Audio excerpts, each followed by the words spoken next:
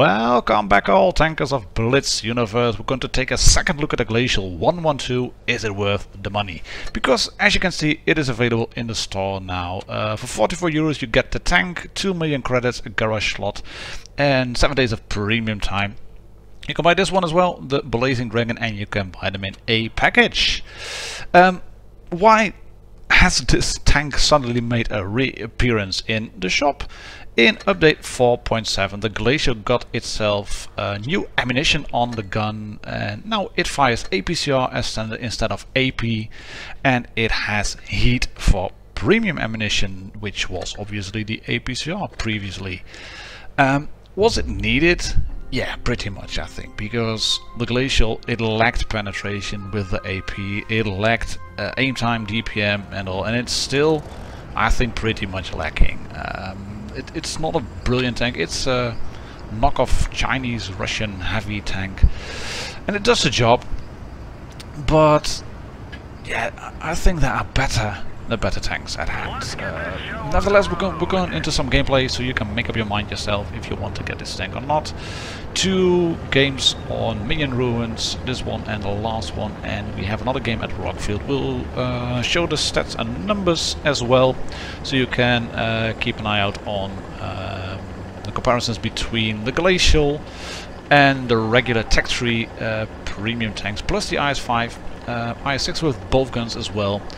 And then, for good measure and completeness, we have the armor profile as well.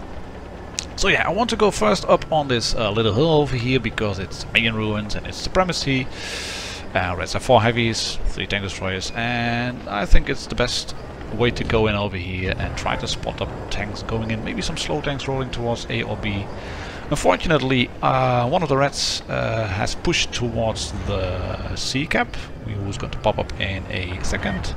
We are able to capture B in a few seconds, and yeah, we do lose a tank already, as you can see, but there is a red tank destroyer near the C cap, so I'm already making up my mind what to do. That's a Yak Tiger, probably 1600. Yeah, it is a Yak Tiger. Okie dokie, we've captured B and we are getting points. And my thoughts now are now at the moment to try and flank the red tanks which are at base A, but it's a bit annoying. There is an Object 704. And we do manage to penetrate him. I think with AP that one would have bounced. And to be honest, I'm pretty sure it would have bounced already. But the biggest problem now is that I can't really push towards the A cap.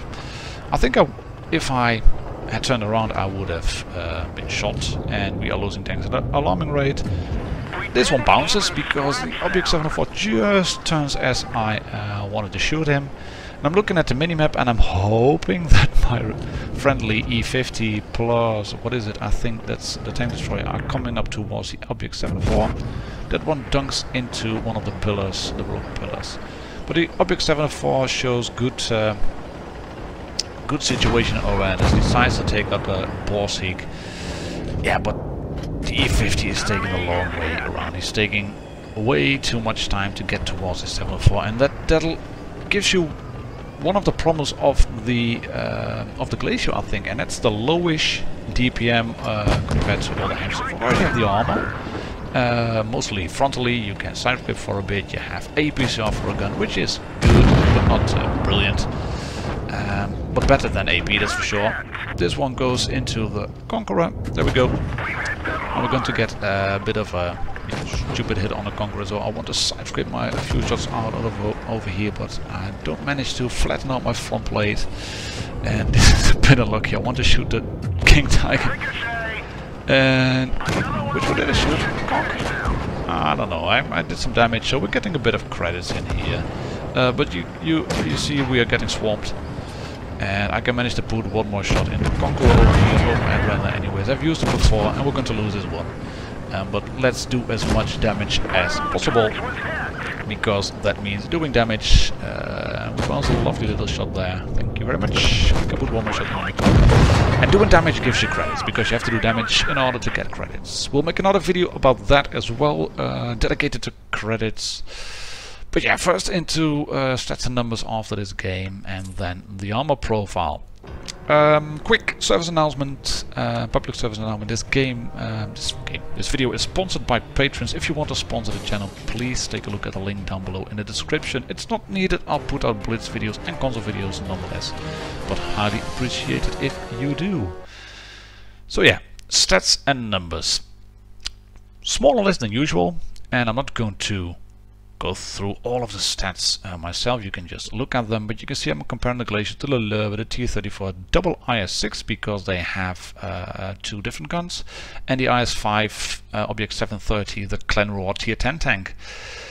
And yeah, the Glacial has a better engine, it has better power to weight ratio, but the top speed is a bit lower, and honestly I don't think there's a lot going for it. And I don't think you need to spend 44 euros on the Glacial in the store. It's really expensive. I'm not quite sure how the gold price is really. If you have it from the new Moon event, from update 3.5, it hasn't been available in the store before.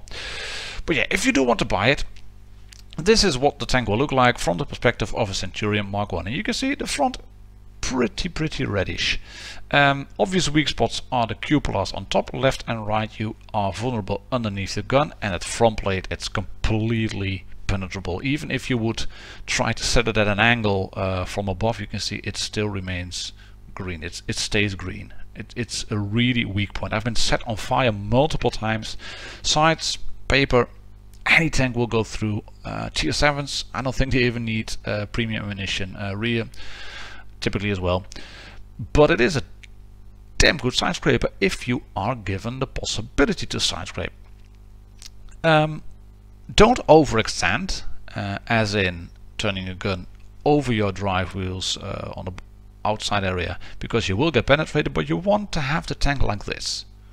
Gun just on the inside of the drive wheel. I'm going to pop up over there. There is, thank you very much. And try to get it hull down as much as possible, because then you will maximize your armor. But I think that this tank suffers a bit from the change in meta in Blitz. A lot of the games are very much action-packed, which is good, which is fun obviously, but it also means that you have less time to put all that effective armor to work. I've had a few games where I was in a reasonably strong position, having myself set up properly, protecting my lower plate, side scraping a bit, but then one or two of my friendly greens decided to go in as quickly as possible, get out as much damage as possible in the first 15 seconds or so of the game, die a heroic death, and that leaves you 7-5.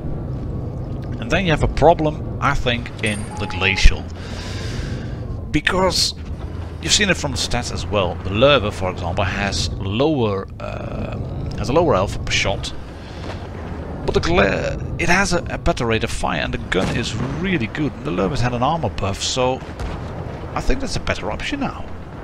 I think it really is, and to be honest, I think you'd be even cheaper to get the tank from the tech tree.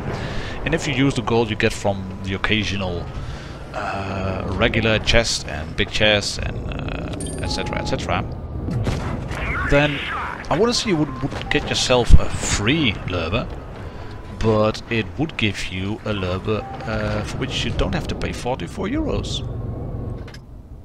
But then again, I've always said it, I've said it on console reviews of premium tanks, on most of my reviews of premium tanks on Blitz.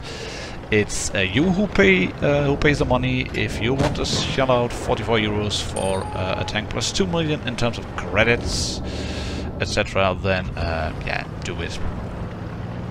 It's not like you can't pay because I say so, obviously.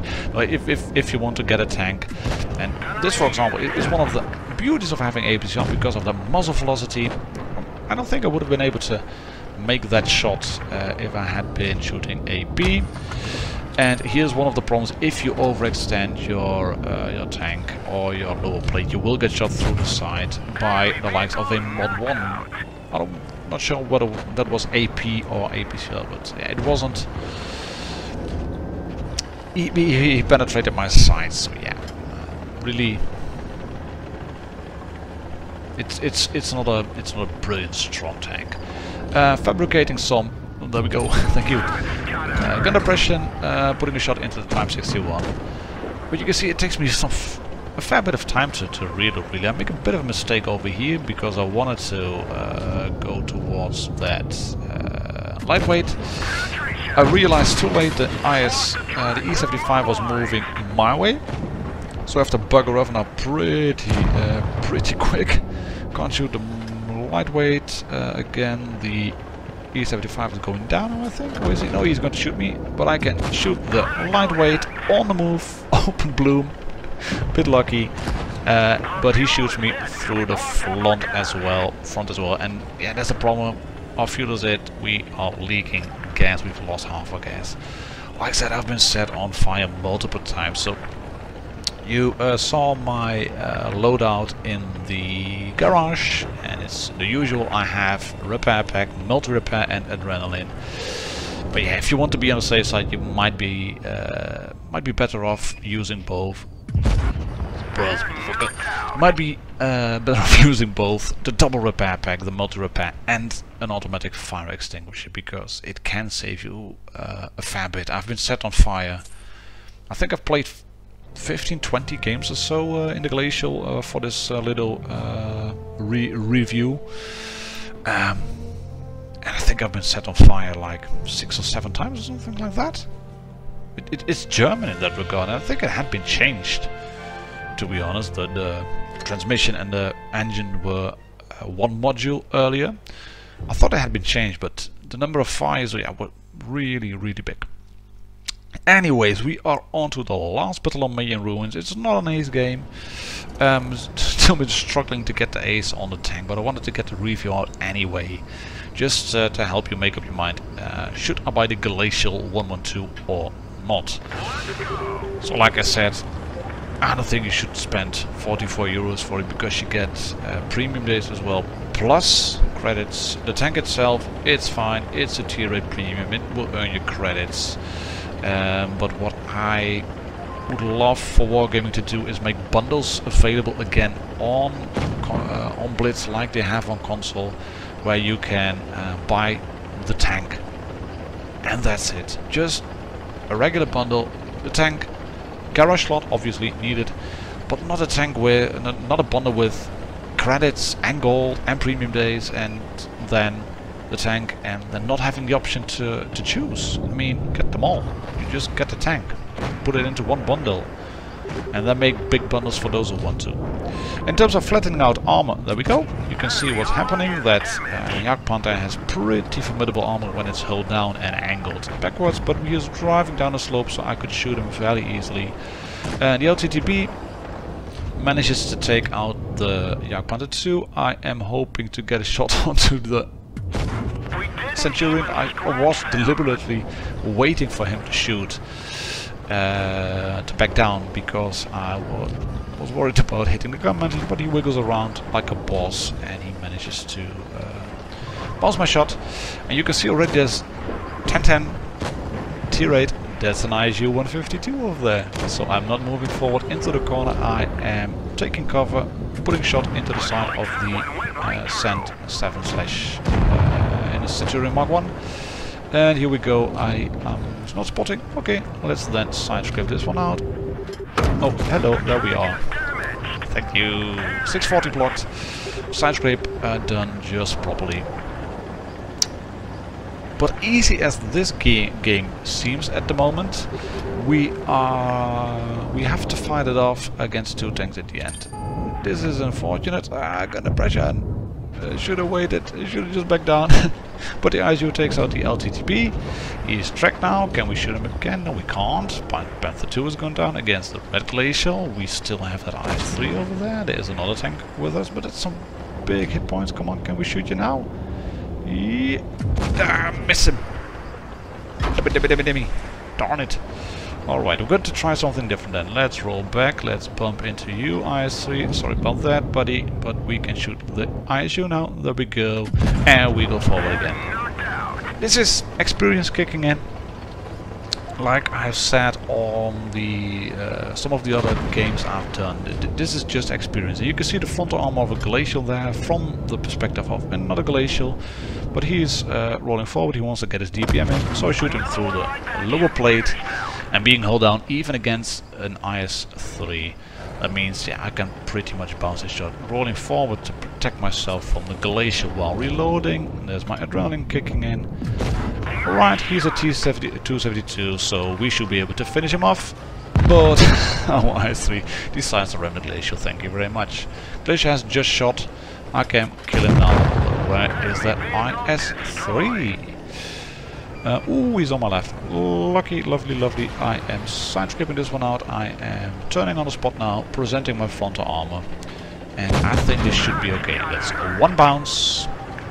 Bump into him just for a bit. Maybe track him, damage his track. Because if I manage to track him, it's even easier to kill him. One more shot in, and unless I stuff up completely, I should be able to finish this one now. And we're going to bounce another shot on the turret, as you can see. And with the next shell, we're going to kill the IS-3. Thank you very much. Not the most brilliant game there is, far from it. But the end shows what you need to do in the Glacial. It can be a brawler, it has good frontal armor, but yeah, like I said, if you want to spend your money wisely, I think a Lurber is a better option at the moment, or a T-34 from the shop. I wouldn't spend 44 euros on a Glacial 112. Then again, I already have it in the channel, in my garage, so I don't have to spend it at all. So yeah, here's a review.